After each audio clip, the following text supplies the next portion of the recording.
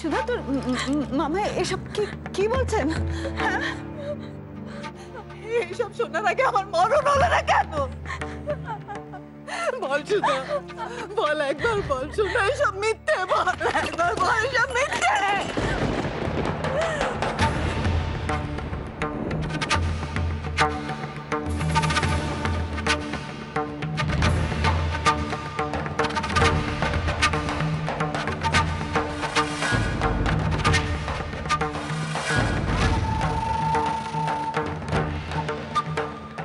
আমি তোকে জিজ্ঞেস করছি, এগুলো এখানে কোত্থেকে এলো?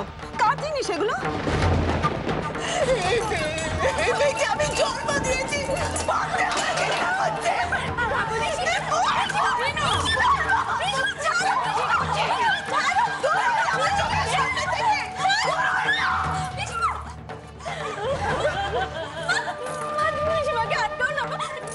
তুমি বলো না, তুমি বললে ওরা বিচার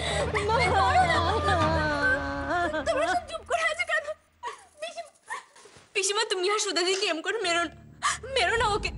এই শাঁখা সিঁদুর কিছুই ওর নয়। তোমরা সব ভুল বুঝছো পিসিমা, তোমরা সব ভুল বুঝছো। তুই দেখতে পাচ্ছিস না? তুই দেখতে পাচ্ছিস না চুপ করে আছে? এগুলো ওর না তো কারে সব, কারে সব? সুধা দিদি, চুপ করে আছিস কেন? বল, যা সত্যি সব বল। তুই যদি আজকে না মুখ খুলিস, যদি না সত্যি কথা তুই বলিস, তাহলে কিন্তু আমি সব বলে দেবো। তুই বল, যা সত্যি তুই বল। না সত্যি, কখনো না। আমার যা হয় হোক, তুই মুখ খুলিস না, মুখ খুলিস না। বন্ধ করো, বন্ধ করো তোমাদের এই যাত্রা করা। কি ভেবেছো কি তোমরা? এসব করে আমাকে বিভ্রান্ত করবে? ধনঞ্জয়, আগে হ্যাঁ বড় কথা, ওই ছেলেটাকে আগে শেখর, ওই জেলে পড়ায় থাকে। হাজারি,